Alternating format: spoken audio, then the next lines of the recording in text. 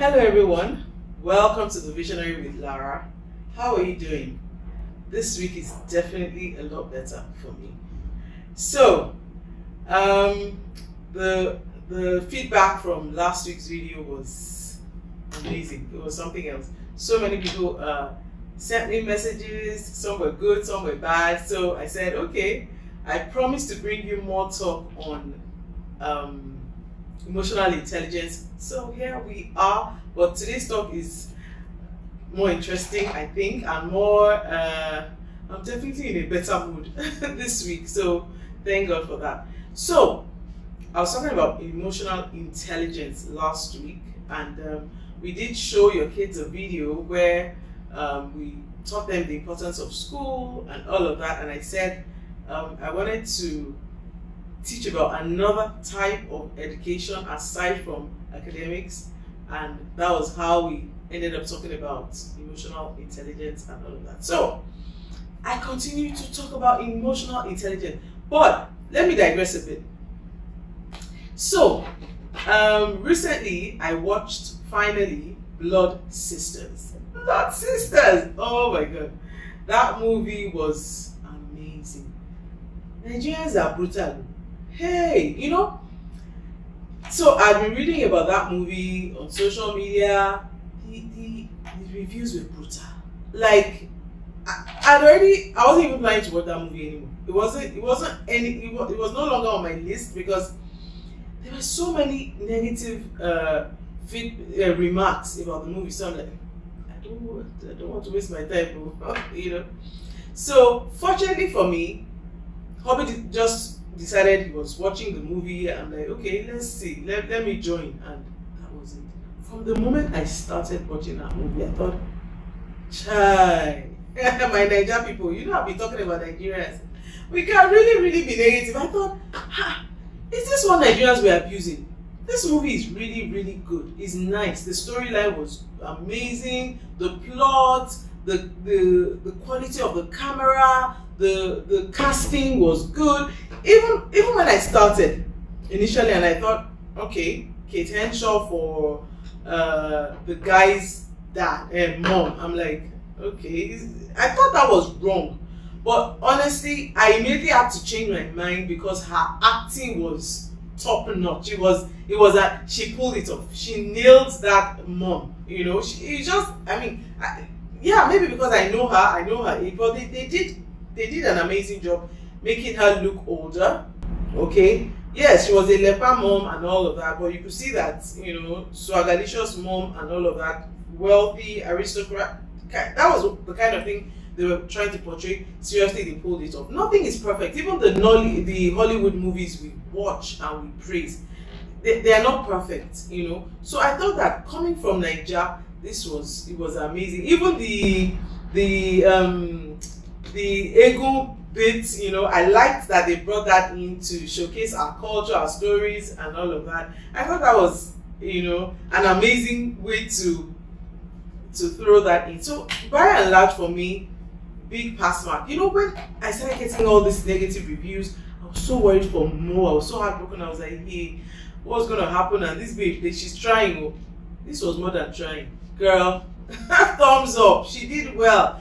I think that we need to really look into this, our negative culture. And I know that, yeah, people have a right to their opinion. This is my own opinion. But I think before now, see all the kind of movies we were doing now. So now someone has come, they've taken it a notch higher. We should encourage them. Even when, you know, Nigerians there was a time they were criticizing Tyler Perry, and I'm like, Nigerian people, they've come again. They didn't do any. Tyler Perry has got to do his own now. They're criticizing him. Yeah, I know that those movies are not perfect. Some of them are low budget and all of that, but at times it's the story, you know, and the plots and all of that. Anyway, I enjoyed that movie, Sha. Highly recommended. It was a good movie. It was good, you know. And let me even tell you some of the things they criticized. So that I saw on social media. So they said, you know, why did they put that tape, that, you know, that crime scene? I think when they discovered the guy's name, what's that guy's name in the movie? I forgot it. When they discovered that crime scene, that why did they put that tape? We don't do that in Nigeria. Yes, it's true. We don't do that in Nigeria, but hello, that movie is for an international audience. It's not just for Nigerians. It's so, shouldn't we even try and at least portray some of these movies we watch, these Hollywood movies we watch, they use nice houses, the best, you know, the kind of things they portray, you know, their emergency services, the way you just land in the hospital and everything. In real life, it's not really like that. Come, let's be honest. Everything is not just perfect. Yeah, they're good, they're amazing. But everything is not always perfect like that. Everybody is not just rich and amazing like that. But this is what they want to sell. So this is what they portray. Now, you reach Niger Town. We too, we want to portray that our crime scenes are protected and people are abusing them. Nigerians butcher a guy. That was another criticism. Are we not getting there? The way people are killing each other, are we not getting there? Anyway. Thumbs up to that movie. They did well. The story was good. I like the way it started. I like the way it ended. The plot, the cast, they were good. They were good. Anyway, back to my emotional. You know why I had to talk about Blood Sisters? I really needed to bring out some things to talk about this, my emotional intelligence issue. Okay. So now let me start from how the movie started. So this, really nice looking young girl dating this guy from a wealthy home. She's from a lower middle class home and all of that. And this guy is a psycho, okay? Which we'll discover later, And he was, he was violent. Apparently, he wasn't only beating this particular baby. He had a history of hitting babes and even had other psychopath issues, other things he was dealing with and all of that. And the first point I want to bring out is this. When that babe realized that there's no way in this relationship, she should have just missed. See, you don't have conversations with psychopaths. You don't. It won't end well. And that was what happened, Even though, I sympathize, she was a young girl, even trying to give her mom heads up, and that one was just, they were all concerned about the money and all that. By the way, and I said this to, this is why I said this. So there was a lady that came into my store some time ago. She came to buy a wedding dress. And then in my usual way, we got talking, she became my friend, and then she's giving me the history of her, of how she met this guy and all of that. And this was not her first attempt. And then she said the first guy she was supposed to get married to, she discovered the guy was violent, he was crazy, had issues. She didn't dialogue with this guy. She just literally bought herself a ticket to Dubai and missed. I think she was in Dubai for like 2 months. She just disappeared. Her mom cried, screamed, everybody was shouting. But that was the best.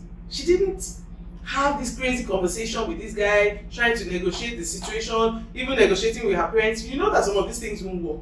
So what am I trying to say? When you find yourself in this type of situation, miss. Just generally jack. It's not going to work. And people are not going to necessarily believe you or understand. So you know what's best for you. So, and when you find yourself in this situation, don't just say, well, I'll manage the situation. No, this is your opportunity to run from hell, And this was what this babe was trying to do, but it wasn't the best approach. And you see what happened. And I always say something. When there's violence, when there's domestic abuse and all of these things, usually one person will die. And, it might be the wrong person, because I always say in those situations, either they kill you or you kill them. Okay? And that was what happened in this case. Now, let me go to the guy. Now, this psychopath guy, violent, anger issues, all of that, his mom knew. His mom knew he had these issues, and she let him because she was his baby, his favorite, this and that. And that brings me to what I'm saying about teaching our kids about emotional intelligence. A lot of times, the mothers, they know. Your son is violent. Your son is crazy. Okay? And you knew since when this guy was small that he was going to be someone's nightmare. But you didn't do much about it. You just let it continue, and even maybe end up blaming the babe some of the time. So I think that as mothers, even as fathers, we need to do better. And of course, for the fathers, a lot of times, what did you model? You understand? These kids don't just become psychopaths like that.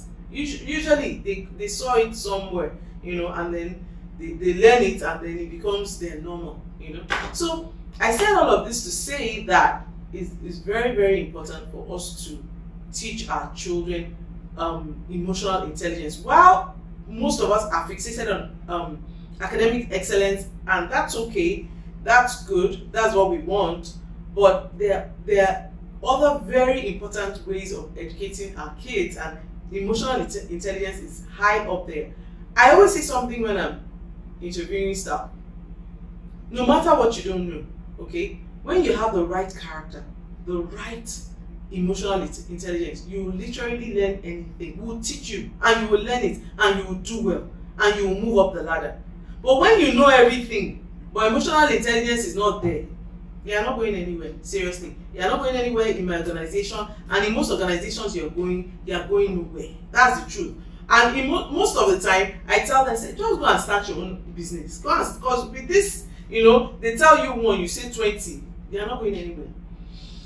Finally, brings me back to women. Okay, let me say another thing again. Finally, to the women. I said it last week, and I want to say it again. Okay. You are better off maintaining peace, okay? And this is the root. When you can ignore. When you don't need to talk, don't talk. And I know this is not a popular message, but it's the truth. When you don't need to send any bad text message, I had to learn that. Don't. And let me tell you something I learned personally. When I begin to counsel people, or I'm talking to somebody, and either they had a failed marriage, failed relationship, and everything bad was the guy, you've not started. I don't even want to counsel you at that point. You've not started. Until you can tell me the 10 things this guy did and the 5 you did, we've not started. Because trust me, you had your 5. You had it.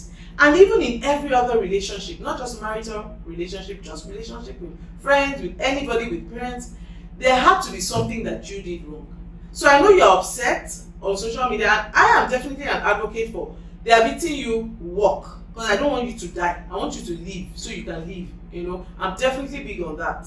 But having said that, I having walked that road myself, I had to get to that point where I said, what were the things I did wrong? Those things needed to be addressed. I needed to fix those things, and some of them are still a work in progress.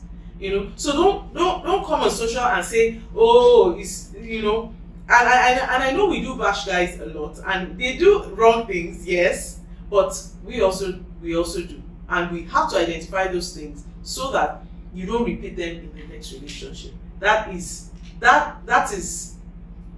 emotional intelligence. That is at the top of emotional intelligence. The ability to look at yourself, okay? Look at the things that you do wrong, the things you are doing wrong, the ways you are just not right, and admit it and work at it. That is emotional intelligence at its highest, and this is where we should be. So it was so nice hooking up with you guys today, talking about Blood Sisters. I definitely recommend that. There was a lot to learn in the movie. It was entertaining, it was good, and I was inspired by the quality of the work. So stay informed, be emotionally intelligent, ignore, shut up, and apologize when you need to be. Don't forget to like, don't forget to share, and don't forget to subscribe, and I'll see you soon next time. Take care. Bye. Bye.